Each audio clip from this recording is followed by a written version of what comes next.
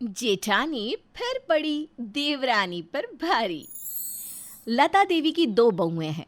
जहां बड़ी बहू काव्या हर काम में माहिर है, वहीं दूसरी और छोटी बहू अनीशा काम न करने के बहाने ढूंढती है और काव्या घर का सारा काम करती रहती है।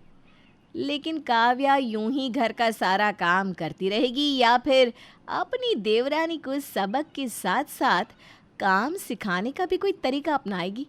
आइए जानते हैं हमारी इस कहानी में। अनिशा बहू, ओ अनिशा बहू, यहाँ आ जाओ जल्दी। माँ जी, आपने बुलाया क्या? बहू ये ले, बाजार से भिंडी लेकर आई हूँ, बना ले और अच्छी बनाना। हाँ, चटपटी भी बनाना। क्या यार, इस बुढ़िया ने तो मुझे खाना बनाने के लिए दे दिया। सब्जी अब मुझे ही बनानी पड़ेगी, फिर रोटी भी तो बनानी पड़ेगी।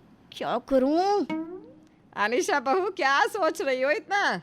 खाना बनाने के लिए बोला है, कोई गणित का सवाल हल करने के लिए नहीं बोला जो इतना सोच रही हो। नहीं नहीं माँ, मैं कुछ नहीं सोच रही, बस जा रही हूँ खाना बनाने। अनीशा खाना बनाने के लिए चली जाती है, लेकिन वो खाना बहुत बेकार बनाती है। घर में कोई भी उसके हाथ का बना खाना नहीं खा पाता। अनिशा बहू, ये क्या बनाया है तुमने? खाना तो कहीं से भी नहीं लग रहा ये। आखिर बनाया क्या है तुमने? माँ जी, मैंने ना आपको बताया नहीं था, लेकिन मुझे खाना बनाना नहीं आता। अरे तो पहले बता देती, इतना सारा खाना बर्बाद करने के बाद बता रही हो। आज से तुम घर का खाना बिल्कुल नहीं बनाओगी। जो काम तुम्हें आता है ना, बस वही करना। अपनी सास की बात सुनकर अनीशा को बहुत सुकून मिला। वो सोचने लगी, अच्छा हुआ जो मैंने खाना बेकार बनाया। चलो, खाना बनाने से तो छुटकारा मिल गया।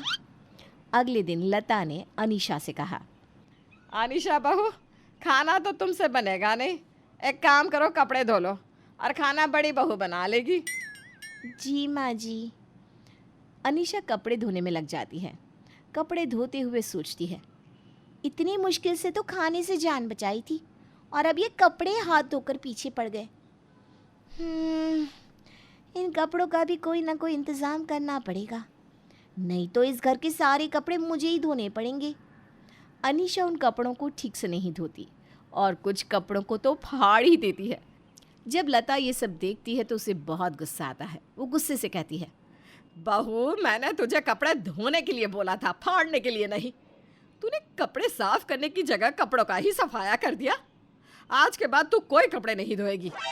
अनीशा ने जैसे ही अपनी सास के मुंह से ये बात सुनी तो उसने राहत की सांस ली और सोचने लगी, क्या बात है, मेरा तो हर तीर निशाने पर लग रहा है। चलो सही है, मुझे कपड़ों और खाने से तो राहत मिल गई। जहां अनीशा को खाने से राहत मिल गई थी, वहीं दूसरी ओर काव्या के ऊपर काम का बोझ बढ़ता जा रहा है। वो सोचने लगी, ऐसा तो हो ही नहीं सकता कि अनीशा को घर का कोई काम ना आता हो। ये ज़रूर काम से बचने के लिए सारे ड्रामे कर रही हैं।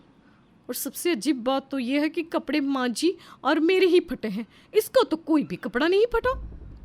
काव्या को इस बात का अंदाज़ा हो गया था कि उसकी देवरानी काम ना करने के बहाने ढूंढ रही है। अब वो अपनी देवरानी को कुछ काम बताती तो वो काम छोड़कर अपनी सास की चमचागिरी में लग जाती। माँ जी, सारे मोहल्ले वाले और मेरे मायके वाले आपकी बहुत तारीफ करते हैं। कहते हैं कि आपने अकेले ही सारे घर को संभाला है।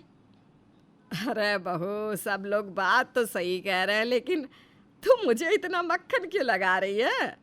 नहीं तो माँ जी, मैं क्यों मक्खन लगाऊंगी, मैं तो ऐसे ही बोल रही हूँ। इस तरह अनीशा सभी काम से बच जाती, लेकिन काव्या ने ठान लिया कि वो अब अपनी देवरानी से ना तो सिर्फ काम करवा के रहेगी, बल्कि अच्छा काम करवा के रहेगी। इसी तरह कई दिन बीत गए। काव्या अकेले ही सारे घर का काम करती है। एक दिन काव्या की माँ का फ़ोन आया। वो अपनी माँ से बात कर रही थी और अनीशा कान लगाकर उन दोनों की बातें सुनने लगी। कैसी हो माँ? बहुत दिनों के बाद फ़ोन किया। अरे बेटी, तुम्हारे पास तो टाइम ही नहीं होता, इसलिए मैं भी तुमसे बात नहीं कर पाती। ये बता, ससुराल में सब कैसे हैं? तेरी सास ठीक है ना? हाँ हाँ माँ, सब ठीक है। मेरी सास ना मुझे बहुत प्यार करती हैं। उन्होंने मुझे अपना खानदानी हार भी दिया है। लेकिन बेटी, उन्होंने वो हार तुझे ही क्यों दिया? एक बहू और भी तो है ना घर में, उसे क्यों नहीं दिया?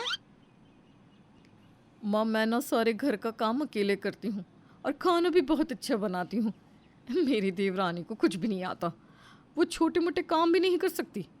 इसलिए मेरी सास ने खुश होकर वो हार मुझे दे दिया और अभी तो बहुत सारी चीज़ें हैं जो मेरी सास मुझे देने वाली है। ये तो बहुत अच्छी बात है बेटा।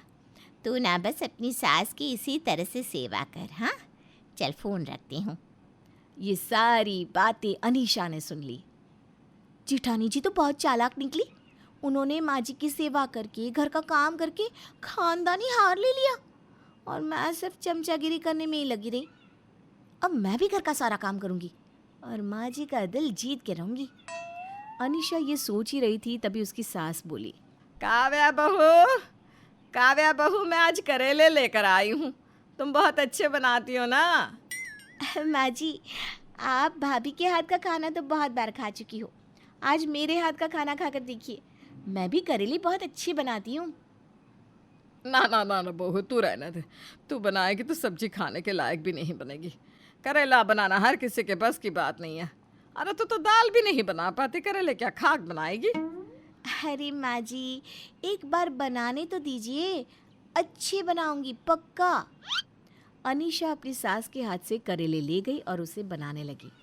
लता को लग रहा था कि वो करेले अच्छे नहीं बना पाएगी, लेकिन जैसे ही लता और काव्या ने करेले खाए तो दोनों को बहुत स्वादिष्ट लगे। तभी लता ने कहा, बहू, तूने तो करेले बहुत अच्छे बनाए हैं, कहाँ से सीखे? हाँ सच में, समझ में नहीं आ रहा, जो लड़की चाय नहीं बना सकती उसने करेले कैसे बना लिए?